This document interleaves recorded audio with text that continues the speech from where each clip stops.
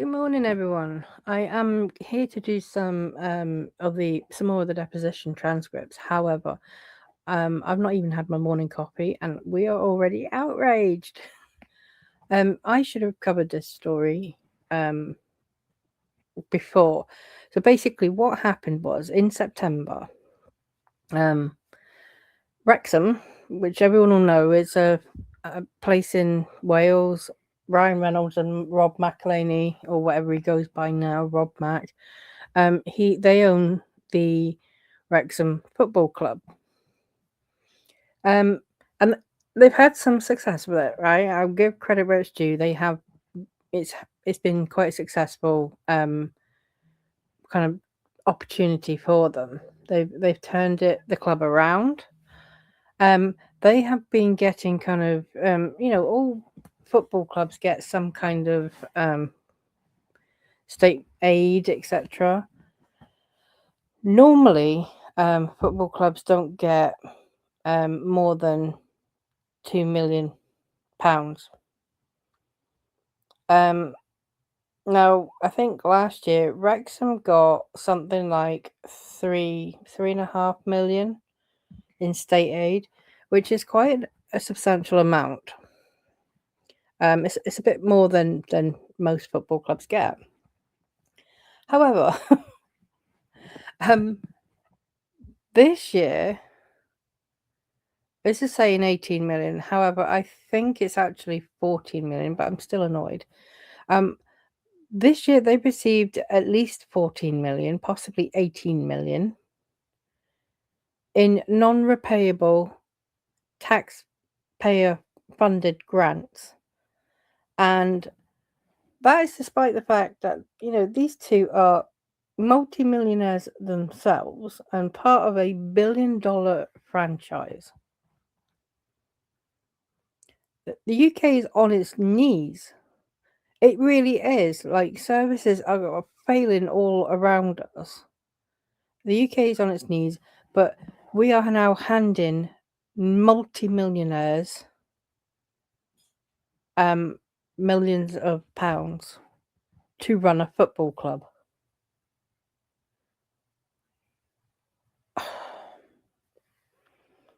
It's just it kind of beggars belief. It really does. And then, the reason I'm covering it today is because the story has developed. Not even 3 months on from this grant, this very substantial grant, which is, wildly much bigger than other football clubs get. They've sold a stake in the football club to an American private equity group. Now, it doesn't say how much for, or how much has been invested, how much of the club has been sold. But I think this is a fucking piss take, right? Speaking as a Brit, speaking as someone who lived in Wales for over 20 years, I think this is an absolute joke. That money could be so much better spent. And like when you've got 48-hour waits to be seen in accident and emergency, right? We do not need to be funding, rich little boys' toys. It's just so annoying, right? Because it's not like the club is not making money. It's making a hell of a lot of money. It's not like it's not backed by people with a lot of money. It's backed by multimillionaires. Ryan Reynolds is, not too far off becoming a billionaire between his other businesses and his acting and everything else. Now, I'm sure that, maybe he's becoming strapped for cash because this lawsuit with his wife must be costing them so much money. Undeniably, it's costing them ridiculous amounts of money. And honestly, when I was communicating with Ezra Hudson's firm, they absolutely did not care at all. That was my takeaway. It's my personal opinion. that they could not give a shit. They were just billing. They sent me 4 emails telling me the laws around recording and consent being needed, etc., and just checking that no one would be in a room for a Zoom meeting. 4 different emails to say the same damn thing. And, they would have billed her for each and every email. So it's just, right, so that's me. I've kind of got that off my chest. Yeah,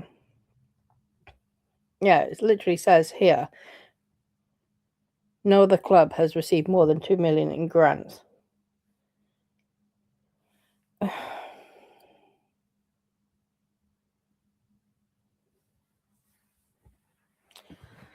I mean, and this is a good point.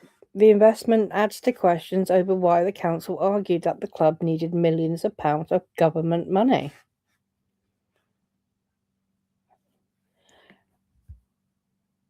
Additionally, Wrexham is actually valued as much as £350 million. So why did it need government money? It's so angry. I'm so, it's so anger inducing because, I live in the UK. I see how bad things are in the UK for people. We've just had a budget and there's outrage because effectively, people are being taxed more. There's outrage because Labour has just broken its manifesto pledge not to tax working people, and it's done that. And then we've got money being literally thrown away and given to people who don't really need it. Anyway, I'm going to come off my soapbox now, but just to add more outrage to all the things that Ryan Reynolds has done that really pisses me off. He's taken money from my country for his pet project. Anyway, hopefully now I've got that off my chest. I might be a bit calmer getting through this deposition transcript. I probably won't, but there we go. This is much shorter. It's only 30 odd pages. This is Justin Baldoni's. It's a different one to yesterday. So we're going to go through this today and see what it says. Okay. I'm going to start here because honestly, this is just crap. Okay, so this is back and forth. Did you review any documents to help you prepare? Yes, blah, blah, blah. Did they help you refresh your recollection? No. Are you aware whether all documents are reviewed in preparation for this deposition were produced in this case? Well, I'd assume so. Did you go back through your phone, etc., in preparation? No. And then they ask a bit about, so, do you use Apple iMessage to communicate, right? Text message. Justin says yes. Question, do you use email to communicate? Justin says, I get a lot of emails, but I'm not good at responding to them. I do respond at times, but it's generally pretty short. Same. I am actually the same. Question, do you use WhatsApp messaging to communicate? Justin says, I'm on WhatsApp threads with various people. Do you use Signal to communicate? Justin, since the lawsuit, I do. Yeah. Before the lawsuit? No. Since the lawsuit, who have you used Signal to communicate with? Justin says, mostly my attorneys, the people that are the defendants, some friends.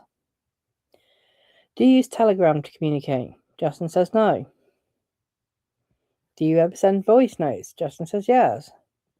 We are hopefully getting somewhere to this. Do you ever record video call? Do you ever record phone calls that you're a participant in? Justin says, I certainly have from time to time. Do you do that frequently? No. Did you ever record any phone calls or Zooms with the participants in this case? Justin says, which case exactly? Because obviously there's two cases. There's Jones and there's Lively. So the attorney says either Blake Lively case or Stephanie Jones case. Justin says yes. How many times would you estimate you recorded the phone calls or Zooms? Justin says 2 to 4, maybe 4 times, might be 3. The attorney says, am I correct to understand that there's 4 times ever that you recorded phone calls or Zooms with any of the participants or witnesses or people involved in the events that underlie each of these litigations? Justin says, I don't do it often, so I imagine it was around 4, 2 or 4. I'd have to take a lot of pausing to really think about that, which I think it's between 2 and 4. Why don't we say 4? How about in-person meetings?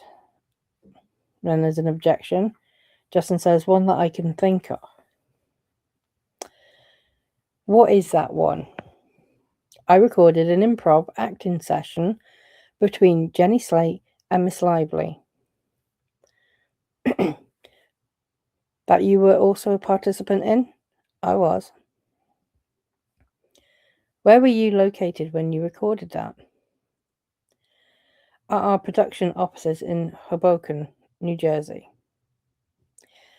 New Jersey and New York are one-party consent states. Just for context, so just in case, if he's recorded from either of those states and he's recorded people who are also in those states or any other one-party consent states, he doesn't need their consent. It's not illegal. I think there was a bit of confusion about that yesterday. Where was Miss Slate located? In New Jersey. She was with you? Yeah. Where was Miss Lively located? I assume she was at her house, which is in New York. She never seems to leave her house, does she? Like, everything has to happen in her house. Other than that one person in one in-person meeting, can you think of any other in-person meetings that you recorded that involved any of the participants in the events underlying these cases or had anything to do with these events underlying these cases? There's an objection. Justin, at the moment, I can't. Are you aware that your counsel produced to us last night 4 recordings that appeared to be recordings by you or phone calls or in-person meetings having to do with this case? So there's an objection. Objection to the extent it calls for information provided by your attorneys. Justin, I would imagine that they would. Are you aware that they were produced last night? Objection, directing you not to answer anything to the extent it calls for information you only know from your attorneys.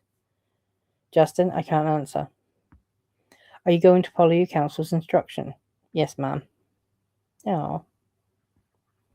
Right, where are we? So that's page 31. Do you recall recording a phone call between you and any of the following? Ange Giannetti, Josh Greenstein, or Todd Black? Justin, Ange Giannetti. I don't know if Todd Black was on it, but I know Ange. Yeah. Tell me what you recall about that phone call with Ange. Justin, I haven't listened to them. What I recall is feeling scared and almost feeling like what was happening was like I needed a witness because what was happening was just it felt kind of crazy. But I don't remember the content of the call. I assume it had to do with figuring out how to get through a difficult shoot. What was it at the time that felt kind of crazy to you? Justin, I don't know exactly what call or when it was recorded, so I don't know if I can answer that without more details. Do you remember why you recorded the call? Justin, Again, I just need to know what call you're referring to. Do you have a memory of a call that you recorded with Ange Giannetti? Justin, I have a vague memory, yes. With respect to that call that you have a vague memory of, do you have any recollection of why you recorded that call? Justin, I think I felt powerless and scared and kind of lonely, I think. Oh, that's awful. What did you intend to do with the recording? Justin, nothing. I didn't know if I would ever need it one day. Have you needed it? Justin, I haven't looked at it or listened to it, so apparently not. Did you tell her that you were recording the call? Justin, I didn't. Where were you located when you recorded the call? You can see where this is being set up. Justin, I don't know. I would have to know the date on the recording, then I would try to reverse engineer it. From your vague memory of doing this, give me your best estimate of where you were located. I don't know. Is it possible that you were in California? As an objection, Justin says it's absolutely possible. Where was Ange located when you recorded that call? Justin, I assume she was in California. Do you have a memory of recording any calls with Josh Greenstone? Justin, no. Do you have a memory of recording any calls with Todd Black? Justin, only if Todd were on a call with Ange. Where is Todd Black located? Objection. Like right now? No, in general. Where does he live and work? Justin, he's often in New York. I believe he lives in LA, but he's often shooting movies. Does he maintain an office in LA?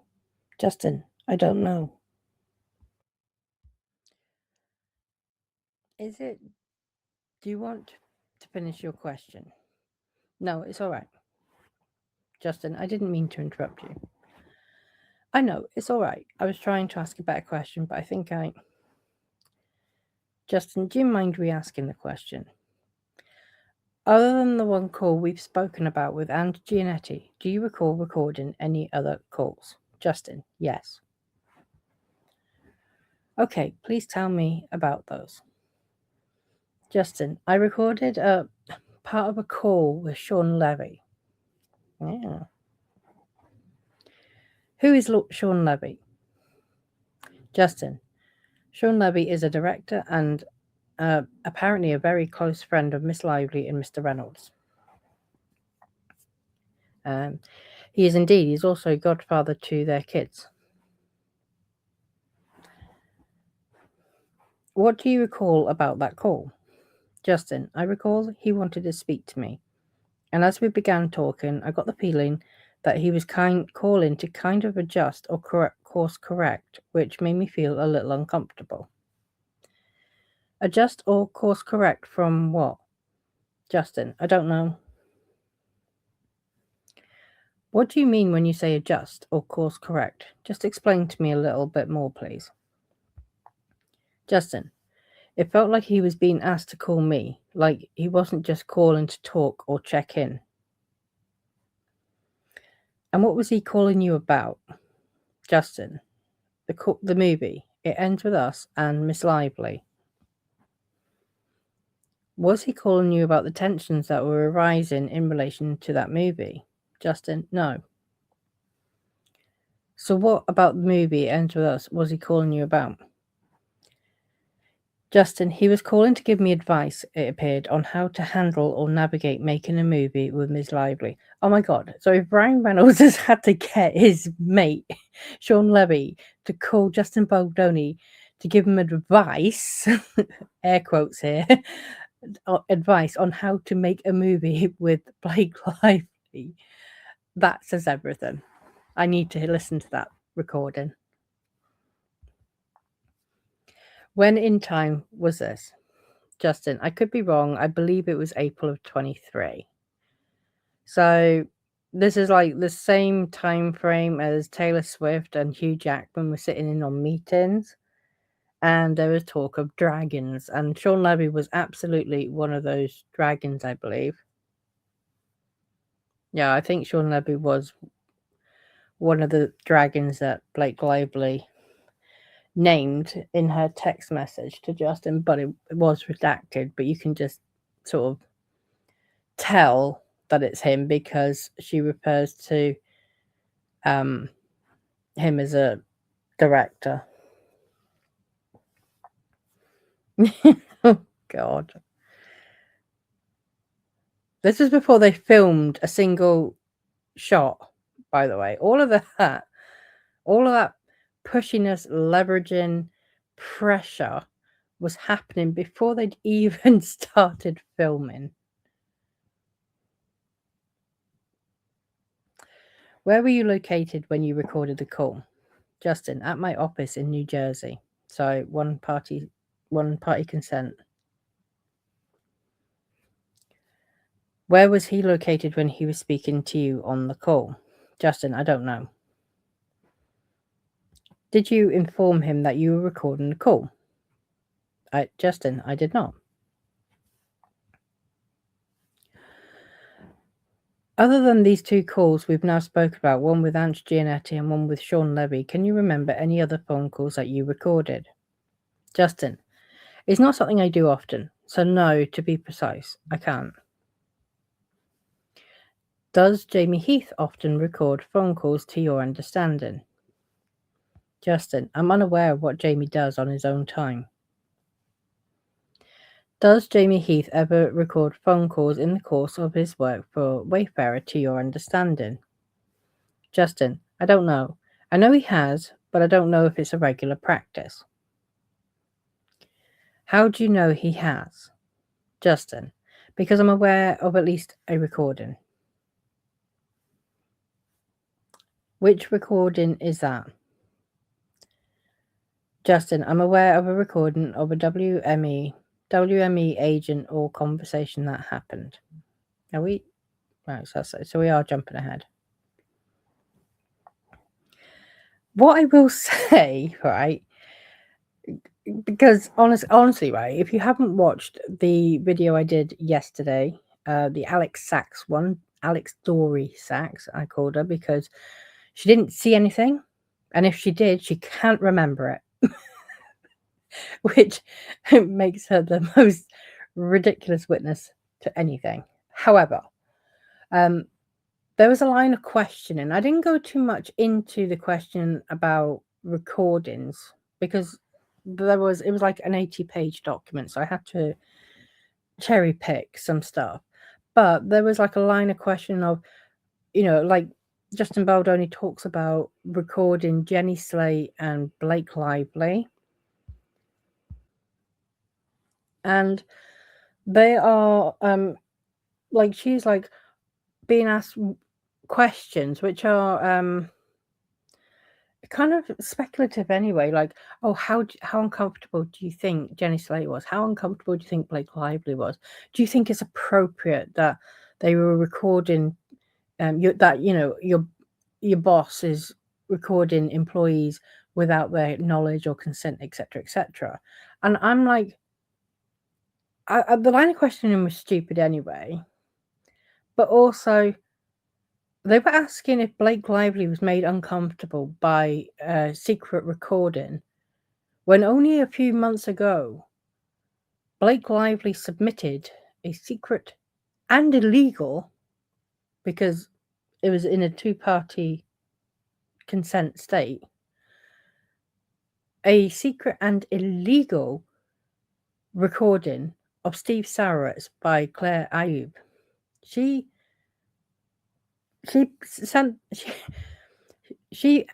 put that in as evidence. I was perfectly comfortable with that, but seems to take great issue to herself being secretly recorded. And I just think it's the double standards so far in this lawsuit are off the chart. Okay, let's continue on and go back and have a look. I'm probably going to skip over this corporate stuff. Okay, so we're moving forward, but now on page 72. So I don't know what the entire context is, but the question is text messages with Blake. Justin says no. Text messages with Stephanie Jones. Justin says, I don't believe I shared any of those with Mitz. So it might be, what messages did you share with Mitz Toskovich? He works for Wayfarer. I think he was like an assistant as well to the HR person. I can't remember her name off the top of my head. So text messages with Blake, no. Text messages with Stephanie Jones, I don't believe I shared any of those with Mitz, no. Text messages with Jen Abel, no. Text messages with Melissa Nathan, I didn't have any text messages with Melissa Nathan. Text messages with whom then? Justin, my memory, text messages with my health coach, text messages with Don Saladino. Who is your health coach? Justin, Jennifer Benson. What does she generally do for you? Justin, she's not my current health coach. What should she generally do for you when she was your health coach? Justin, she tried to keep me healthy. How? Justin, supplements, peptides, helping my immune system. What about your text messages with your health coach did you believe at the time would help you explain the truth of what happened? Justin, if my memory is correct, I was being accused of many things, but one of them was like putting Miss Lively on a phone call with a dietitian, which was a lie and an extreme distortion of the truth. Who is Don Saladino? Justin, he's a personal trainer. Is he Miss Lively's personal trainer?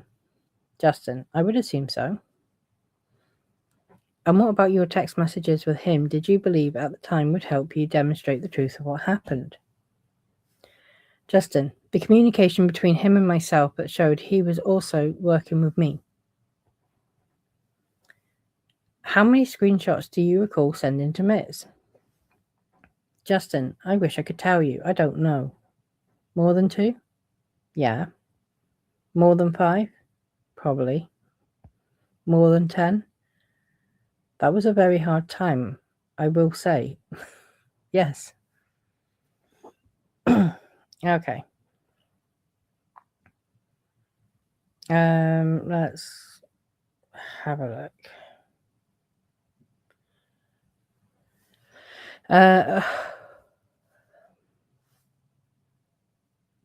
Are you aware that Wayfarer and you decided to hire Melissa Nathan over Stephanie Jones's objections? Justin, I would imagine so, yes. Then she shows an exhibit. It's a text message between you and Stephanie Jones dated July 26, 2024. Is this a text message that you were referring to that Stephanie Jones sent to you where she warned you against hiring Melissa Nathan?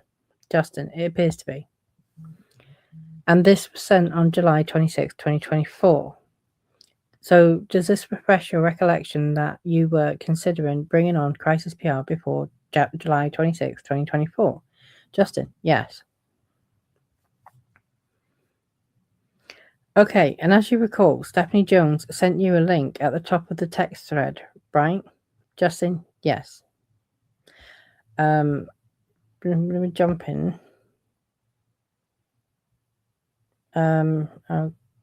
Okay. Okay, so we're going to jump ahead quite a bit because it's stuff I've already read. They spend several pages talking about the text message from Steve Sarowitz about Ryan Reynolds and flipping the narrative. I've covered that before anyway, but I also can't believe that they spent so much time talking about that text. Okay, so we're halfway through an answer by the looks of it from Justin. They're clearly talking about Stephanie Jones. Blah, blah, blah. Thinks she represented The Rock, so that's obviously Dwayne Johnson. And she had said on that call that Mr. Reynolds had, like, terrorized The Rock or something to that extent. I've read rumours of that. But we are hearing now from Justin, who was on a phone call with Stephanie Jones, who at the time was representing Dwayne Johnson, that Ryan Reynolds bullied and terrorized Dwayne Johnson. Wow. I do wonder if that was during the filming of Red Notice. Great film. I do actually enjoy it. I kind of like those adventure type films, you know, treasure hunters. Big fan of National Treasure and Indiana Jones. But so here we are. I mean, it's hearsay technically, but he's recalling a call from someone who would have been a pretty reliable source, even though it's Stephanie Jones. So I say that with a lot of salt. But you know, if she was representing Dwayne Johnson at the time, she would have had some knowledge. Yeah, so Reynolds had terrorized The Rock or something to that extent. Something about a letter. Something about a letter. Did he get The Rock to issue a statement taking responsibility for everything? I don't remember the details, but something about, like, he had written a letter and it was like they wouldn't do press together. This is familiar. I don't know. It was a lot of gossip, but that's why I remember laughing, because I was just like, oh. Did you feel supported by her on that call? Justin, yeah, as I said earlier, it kind of felt like, oh, don't worry, she's got this and that. It will be fine. The movie's going to come out. It will be awesome, and everyone's had a bad experience with her. It was like that kind of call. Oh, Stephanie Jones was saying that everyone's had a bad experience with Blake Lively. And did you feel like she believed what you were relaying to her about your experiences on set? Justin, yes. I remember sharing. I don't remember sharing much, but what I did share, I just shared the truth. And she, yeah. Checking the page number. What do you remember sharing with her about your experiences on set? Justin, I specifically remember sharing the situation with our trainer and asking him about what he thought Miss Lively might weigh when we shot the scene where I had to pick her up because of my back, and how then they confronted me the next day, and how this trainer evidently then went and told her that I was asking about her weight or something, and then how that become this big thing. And they sat me down, and I just remember her kind of not being able to believe that that was even a thing. I believe I shared with her that I had made a comment about the way Jenny Slate looked in her wardrobe, and then I used the word sexy, and I think she started responding by joking about how, again, I don't want to, if it's okay, repeat the words that she said, but generalizing the women and their fragility.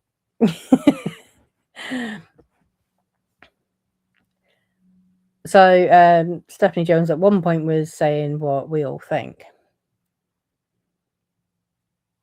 Again, it's just another woman getting a bit vengeful because she's not getting her own way. And then I think I talked about the wardrobe, how hard it was with the wardrobe, and just that it felt like it was just a very hard experience. Like, that's kind of what I remember. Do you remember sharing with her anything else regarding your experiences on set in that call? So, and it cuts off, that's the end of that. So I'll go and have a look, see if there's anything else that's unsealed. Okay, so now we've got some of Jamie Heath's deposition transcript. Again, it's a different one to the one I did yesterday. This is only 14 pages. And here now they're talking about who is paying for litigation fees for the various defendants, the Wayfarer defendants, in the two related litigations. I find this interesting. I also think that this really shows what a lovely, lovely man Steve Sarowitz is. So the question is, I believe Mr. Sarowitz testified that Wayfarer is paying for the litigation fees and expenses of the various defendants in these two related litigations. Is that correct? Jamie, I don't know about, well, the defendants, yes, we are paying for those. And that includes litigation fees and expenses for Mr. Baldoni's defence. Jamie, it does. And for Miss Abel's defence, it does. And for Miss Nathan's defence, it does. And for Wayfarer's defence, yes. For Mr. Wallace's defence, yes. Sorry, I just needed to. There is a lot of expenses, so I'm just making sure. So they are paying for Charles Babcock's firm, for Jed Wallace and Street Relations defence, which is also going to include the Texas docket.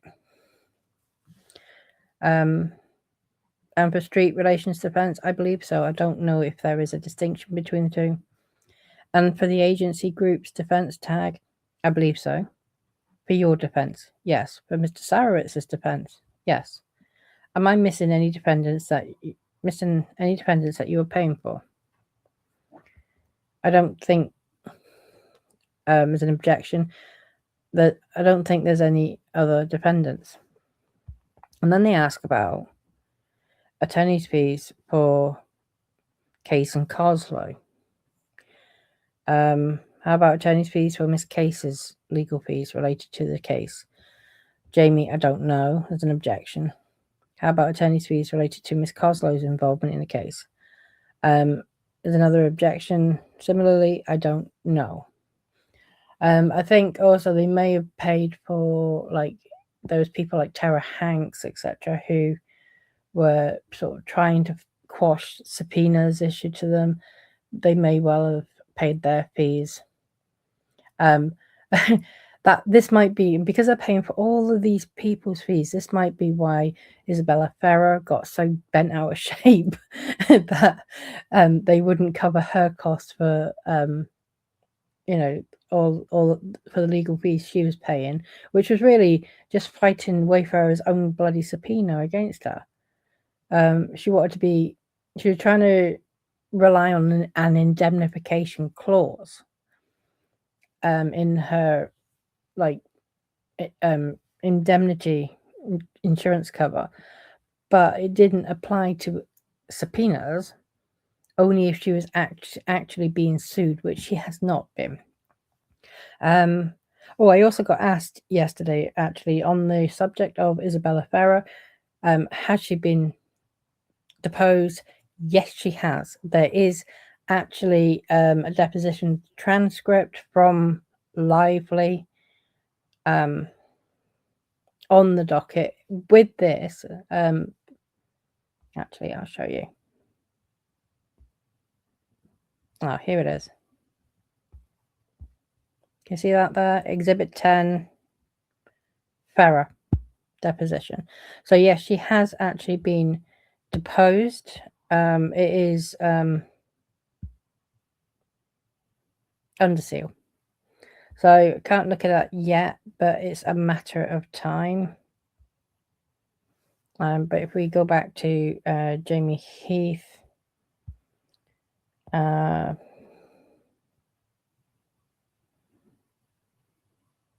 okay. And speaking of Isabella Ferrer, Jamie Heath now is testifying about her. So let's have a look at that. Okay. Part way through a question on page 134. So I don't know what the context is, but blah, blah, blah. Isabella Ferrer's experiences on the set and what she has testified to in this case, right? So she's already been deposed at this point, Isabella Ferrer. So they will have had and read her deposition transcript and all the crap that she is probably saying. I mean, they're kind of referring to that there were experiences on the set and what she has testified to. I don't know what she has experienced or testified to. I want to know. So, Jamie, I don't believe we talked about Isabella yesterday. Question. Okay. Counsel talked to you yesterday about Miss Hoover's experiences on the set and what she has testified to about in this case, right? Objection. Jamie, I don't recall that. Okay. At least with respect to then 3 women involved in the film, Miss Lively, Miss Slate, and Alex Sachs, coming into August of 2024, how do you think it's possible that by then you did not recognize indications of their discomfort and concerns about what happened on the set and people's on-set behavior?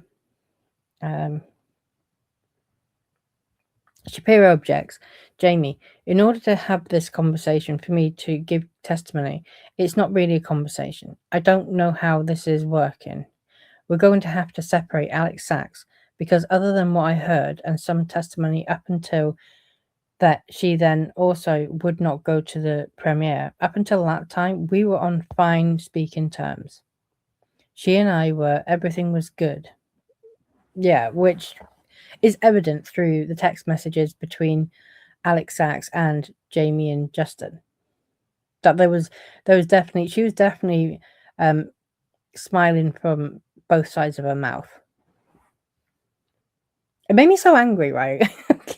I'm gonna get outraged again. It made me so angry to read that drooling, groveling, kiss-ass text to Blake, the one Alex Sachs sent. This was after Book Bonanza, and Blake Lively stole a cut of the film, a raw cut of the film. She stole it, took it to Book Bonanza in Texas without anyone's knowledge or permission, and which is massively overstepping the mark and illegal, and played it. And Alex Sachs sent her this. Oh my God, it's more kiss ass than Ryan Reynolds' text to Justin was. Oh, Blake, you were so wonderful. Oh, I adore you. Everyone adores you. If there's anything you need, anything, professionally or otherwise, I'm here.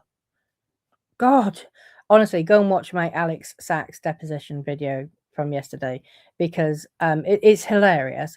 But it's made me the angriest that I have been, bar being subpoenaed myself. It's like I'm seriously angry. I knew because I've been onto this woman for a long time from the start. Someone literally today, right? Someone actually said in the comments of that video, because Alex Sachs was clearly trying to push Jamie Heath out because she felt she could do a better job. She was more experienced producer, right? Christy Hall had some kind of directing experience, it turns out. Like, I was sitting there going, what the fuck is Daddy-O? What are they talking about? And someone very kindly let me know that it was actually her directorial debut, or it was a film that she previously had directing experience on. So thank you for that, for letting me know, because I was just like, what? But Christy Hall was trying to also push Justin out as director and step into that role herself. At the same time, Blake Lively was also pushing Justin Baldoni out and trying to step into the role of director. I mean, it's just fucking bonkers. I mean, it became really clear to me yesterday that key female people who were hired specifically for certain roles, whether it be a producer, an actress, or a screenwriter, were trying to, overstep and trying to force their way in to other roles that they preferred, or, like, I mean, Alex Sachs was hired as a producer. She wanted to, so she was already in the role she wanted, but she was just really upset that Jamie Heath was like a more senior producer to her, because she felt that she had more experience and could handle the film. And in her words, they just wouldn't, they wouldn't let me just get on with it. And she actually admitted that. She admitted that. She also admitted to being involved in the firing of the first AD, Julie Bloom. Like, we've all been throwing shade at Blake Lively, and I'm sure some of it is deserved, but it wasn't just Blake Lively. But go and check out that video. I will put a link in the description, because honestly, it is so anger-inducing for me, because I have known about, how awful some of these people are. And I knew with Alex Sachs, I'd seen it. Oh, yeah, that's it. I lost track then. Yeah, someone actually said in the comments, oh, she's trying to take over, blah, blah, blah. Why doesn't she just, because she was not happy that people from Wayfarer, who are in charge of the production company, she was literally sending messages to Sony saying, we need to replace the director, we need to replace the producer, right? And that is not her position. She can't just do that. You don't just come in and try and change the corporate structure of a company, right? And she was like, and someone said in the comments, well, why didn't she just go and get her own production studio? To which point I was like, no, she did. She did that. She did that on the Florida project, when the producer she was working with on that movie, Andrew Duncan, was accused of sexual harassment. She took over his production company, June Pictures, and now she has her own production company through taking advantage of someone who was being accused of sexual harassment. And here we see it happening again. Jamie Heath is getting accused of, sexual harassment, maybe not explicitly, but it certainly led to that. She was aware and relaying the concerns of the trailer incident, etc. She was even there, by the way, for that. But she was relaying those concerns, talking to Jenny Slate about her concerns and having little cozy lunches. And then, and she, whilst at the same time going, well, I'm not happy at Jamie Heath's not, a producer. He shouldn't be allowed on set.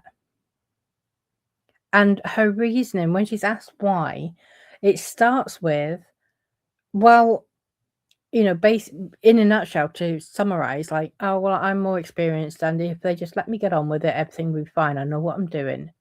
He's not as experienced. We need to, we need better experience, blah, blah, blah. And it's just like, girl, you are not even hiding your motives here. You're not hiding your motives. But it was so shocking to see all these opportunistic women trying to take advantage of men who support women, women's empowerment, women's voices. It's embarrassing, quite frankly. Anyway, so that's my side disgruntle. Yeah, definitely go and check out that video. It's it was a good one. I was quite proud of it. So yeah, and Jamie says here, well, until she refused to come to the premiere, I didn't even know we had a problem with Alex Sachs. Which seems to be a recurring thing. Like, same with Isabella Ferrer. Well, I didn't know we had a problem. She sent a text message saying, thank you for a great set, for a safe set. It was such a wonderful experience, blah, blah, blah. And now suddenly, like, no, I'm not going to respond to your subpoena. You can go through my hairdresser. What? What is going on? Right, so I'm going to continue. Sorry, I took us on a bit of a side rant. I've been doing this case so long now, I'm emotionally invested. So other than which I acknowledge there was a moment that they bumped heads on set, a moment, by the way. There was no indication that there was any more than that with Alex Sachs, nor have I heard any accusations that there were more than that there were more other than they bumped heads a few times, which happens, by the way, in a working environment. That happens. That is not harassment. That is not enough to have someone thrown off a set, off their own movie. I don't want to belittle what someone may feel, but I want to be clear that in intense situations, people bump heads all the time. I'm sure you bumped heads with an attorney once or twice. I saw you guys going at it a few times. So he's saying, well, you two, you and your colleagues were sat here kind of arguing amongst each other, which happens all the time in depositions. You're sat here having an argument and a tussle over how you're going to maybe question or approach something, or what exhibits to show. That's perfectly normal, and that's my point. Like, having a disagreement in a working environment is not grounds for all of this. It happens, but then do you go and think that there is a problem with this person because you bumped heads? That's what the experience was with Alex. So I think it's important to separate that from everything else, because there was no indication for me at that point to think that when you say other women, to include Alex, if that's fair. I don't know whether it's fair or not, but I accept your answer. And I guess my question is, respectfully, your perspective of these various incidents seems to discuss or clear the air about... Oh, is that a different page? Oh, yeah, it is. Right, so it cuts off after scenes. Oh, the body trailer.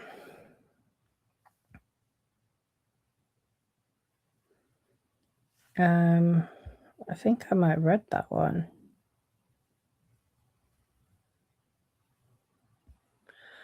Okay, I'll read it anyway.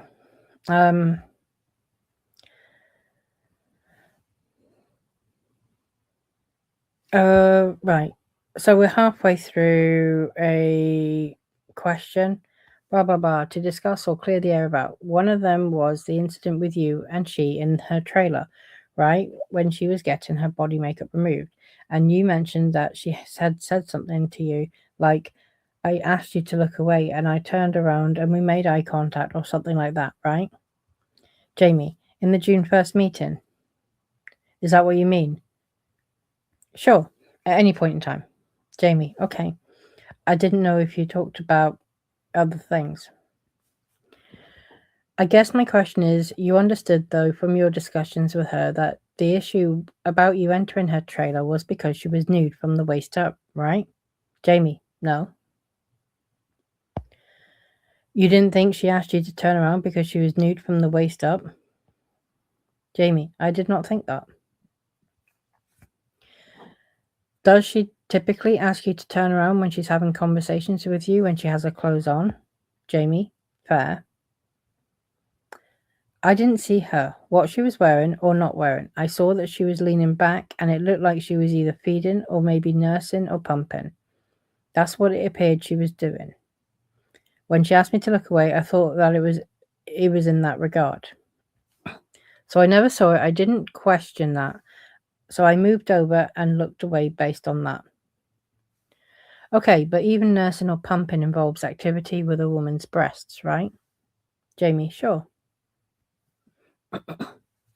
And you understood that it was in that context that she was asking you not to look, right? Jamie, fair.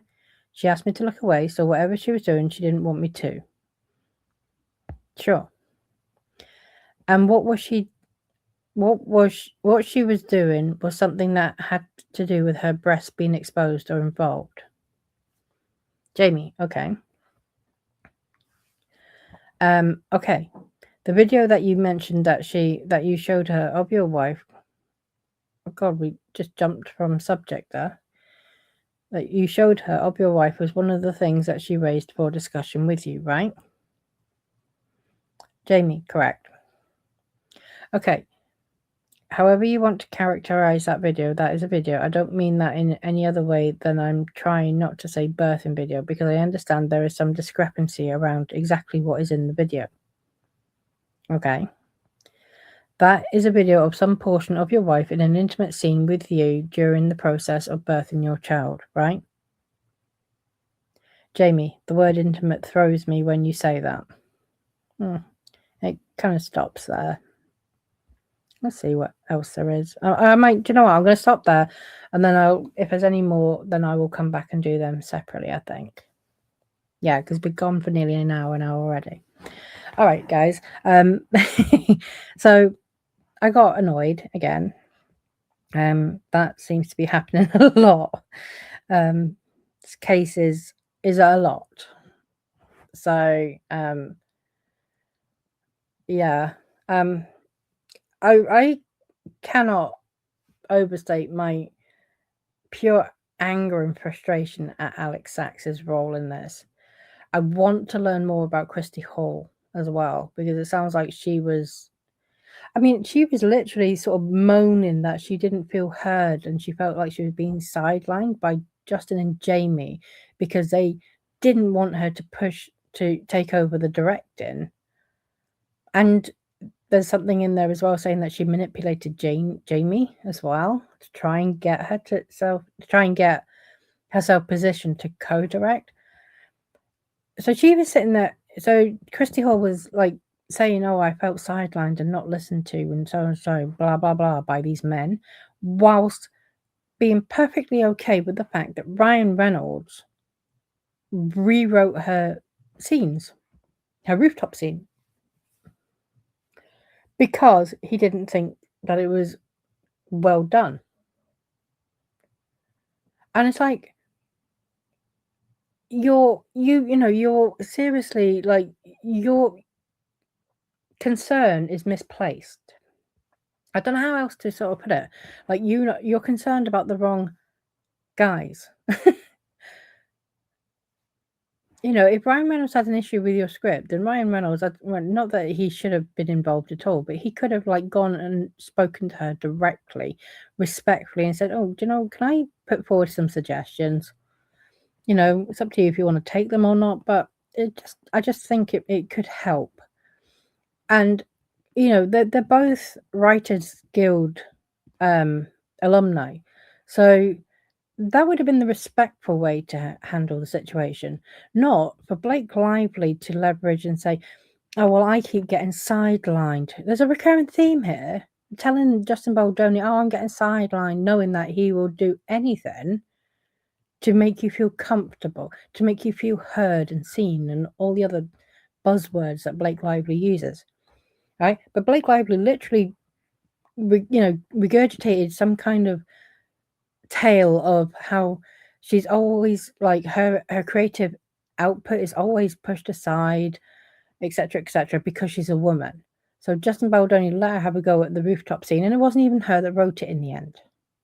And then we have Christy Hall feeling sidelined. Now we've got Alex Sachs feeling sidelined, and it's just it's like they're the sidelined crew or something. They formed a girl club and ganged up on these two or three poor, kind of emotionally vulnerable men, and just taken advantage of their very good nature, which is disgusting. And that's me. That's my opinions out now. I've said it, and I'm going to leave it there. If there's any more, I will come back and do them in a bit. All right, take care, guys.